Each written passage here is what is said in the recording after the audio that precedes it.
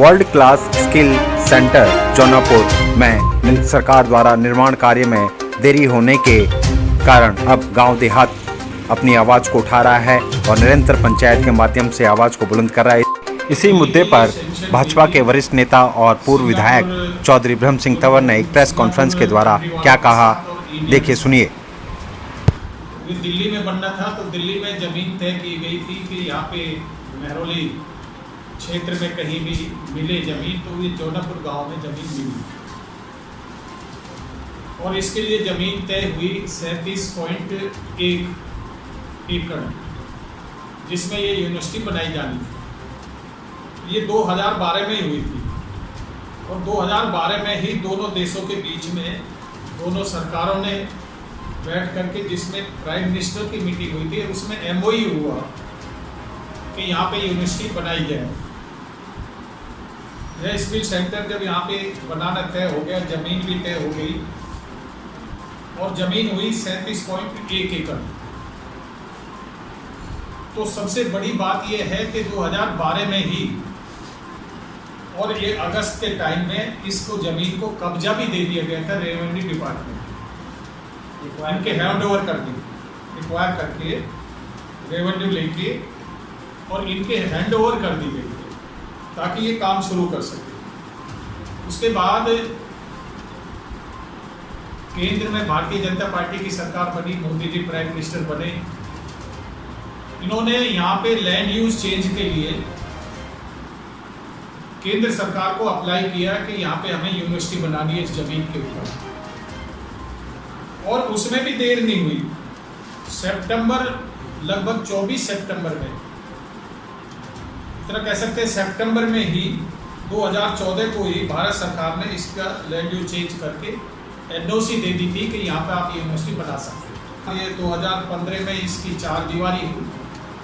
4 दीवारी में पैसा खर्च हुआ, करोड़ों रुपए में वो 4 दीवारी निपटी और लगभग 254 करोड़, 250 करोड़ से ऊपर की राशि इसको यूनिवर्सिटी बनने के लिए एक तय कर दी गई थी कि इस राशि में यहाँ पे बनेगा।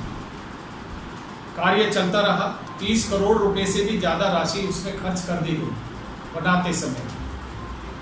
अचानक 2019 में क्या हुआ, केजरीवाल सरकार ने अचानक इसको बंद कर दिया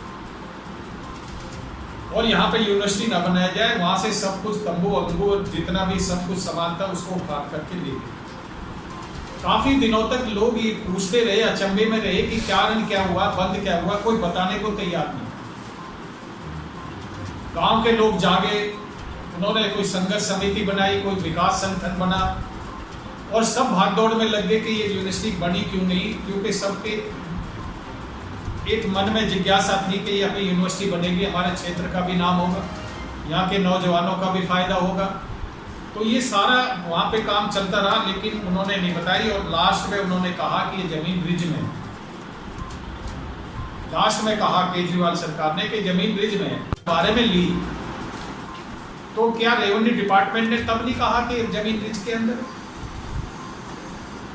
जब ये रेवेन्यू डिपार्टमेंट को पैसा जमा कर रहे हैं कि जमीन उनसे लेकर के यूनिवर्सिटी बनाई जाएगी, तो तब उनको दिखाई नहीं दे रहा था कि यहाँ पे जमीन ये रिज की है और कोई ऑब्जेक्शन भी नहीं कर रहा है और केंद्र सरकार इनको NOC दे रही है बनाने के लिए।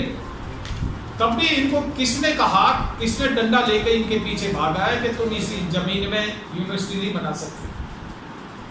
लेकिन उसकी नीयत नहीं थी बनाने के लिए, यहाँ पे नीयत ठीक नहीं थी। वो यहाँ पे नहीं चाहता था कि कोई काम यहाँ पे किया जाए। रोके हुए एक ही नहीं, कई अभी हाल में 2 दिन पहले एक क्षेत्र के लोगों ने पंचायत भी की इस विषय में।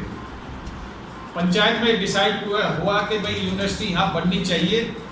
काम स्टार्ट हुआ है, 4 दीवारी आज भी हुई है और काम को उखाड़ करके क्यों वापस ले गए, उसके लिए हम कहीं तक भी हमें लड़ाई लड़नी पड़ेगी। तो क्षेत्र के लोग इस बात के लिए तैयार हैं। मैं भी पंचायत में गया, तो इस विषय पे यहाँ पे हमने बैठना था कि हम सब एकजुट हो जाएं। सबसे सौगंध ली गई थी कि हम सब मिलकर के इस लड़ाई को लड़ेंगे और चाहे हमें धरना देना पड़े, चाहे केजरीवाल के दफ्तर पे धरना देना पड़े, चाहे हमें लेफ्टिनेंट गवर्नर के यहाँ पे हमें जाना पड़े, चीफ सेक्रेटरी के यहाँ पे जाना पड़े, और यहाँ पे यूनिवर्सिटी बने। ये सरकार के काम होते हैं कि ज़मीन को कैसे अदला बदली की जा सकती है।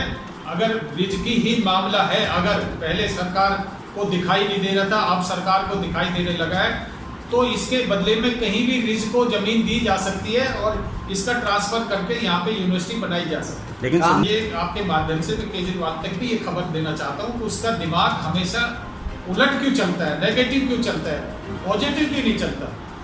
उसको ये रास्ता निकालने के लिए कि यूनिवर्सिटी यहाँ पढ़नी चाहिए, यूनिवर्सिटी का काम यहाँ पे रुकना नहीं चाहिए, उसके बजाय उसको बहाना मिल जाए कि यहाँ पे ज़मीन रिज की है और फिर एकदम काम को समेट करके यहाँ से भाग लें। ये ऐसा नहीं, अनेकों काम हुए हैं। आप क्या चाहते हैं, क्या मांग कर रहे हैं आप? हमारी मांग ये है कि यूनिवर्सिटी यहाँ पे बने और इसी ज़मीन पे बने। हम क्षेत्र के लोगों के साथ हैं, उनकी संघर्ष समिति के साथ हैं, जो यहाँ का विकास संगठन है जो इस काम में लगा हुआ है उसके भी साथ हैं, और गांव वालों के साथ मिलकर के इस लड़ाई को जब तक लड़ी जाएगी लड़ते हैं। क्षेत्र के लोगों को साथ लेकर के चलेंगे, वही हमारी ताकत है। क्षेत्र के लोग उन सबको मिलकर के एक एक काम के लिए, जितने काम यहाँ से वापस विफल होकर के गए और क्या काम हो यहाँ पे हो सकते हैं, उन सब के लिए पूरी जोर शोर से एक बड़ी पंचायत एक हम और करने जा रहे हैं। जैसे अभी जौनापुर में ये पंचायत हुई थी परसों, तो ऐसी एक बहुत बड़ी पंचायत और हो जिसमें सूची लेकर के उन लोगों के बीच में रखे जाए कि इतने काम यहाँ पे होने चाहिए थे और इनकी वजह से वो काम हमारे यहाँ पे नहीं हो पा रहे। इसके लिए मिलजुल करके हम सब लड़ाई कॉन्फ्रेंस करी। अब आगे किस तरह की लड़ाई रहेगी, कहाँ तक इस लड़ाई को ले जाएंगे आप और क्या कहना चाहेंगे? नहीं, ये तो असलियत में तो आज लड़ाई का जो स्टार्ट की है इस क्षेत्र में के साथ ये दुर्भाग्य रहा कि इस क्षेत्र को इग्नोर करते रहे हैं।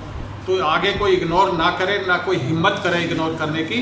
तो ये क्षेत्र मिलकर के ये लड़ाई को जारी रखेगा और अब ये लड़ाई की शुरुआत हुई है। क्या हमें लगता है कि जो वर्ल्ड क्लास स्किल सेंटर है वो वापस यहाँ पे आएगा और आप लोग सभी गांव देहात के लोग एकजुट होकर यहाँ पे वापसी इस यूनिवर्सिटी को बनवाएंगे? हम इसके लिए पूरे जोर से लड़ाई लड़ेंगे, हर कीमत पे लड़ाई लड़ेंगे, पूरे क्षेत्र को लेकर के लड़ाई लड़ेंगे ताकि सरकार को मजबूर होकर के घुटनों के बल आकर के हमारी डिमांड को पूरी करें। क्या कहना चाहेंगे समस्त गाँव वासियों को और ग्रामवासियों को? मैं आपके माध्यम से, इस मीडिया के माध्यम से गांव को और क्षेत्र के लोगों को ये कहना चाहता हूँ कि बिल्कुल हताश ना हो और हम सब मिलकर के, हम आपके साथ हैं और हम सब मिलकर के इसको लड़ाई लड़ेंगे और जीत हमारी ही होगी।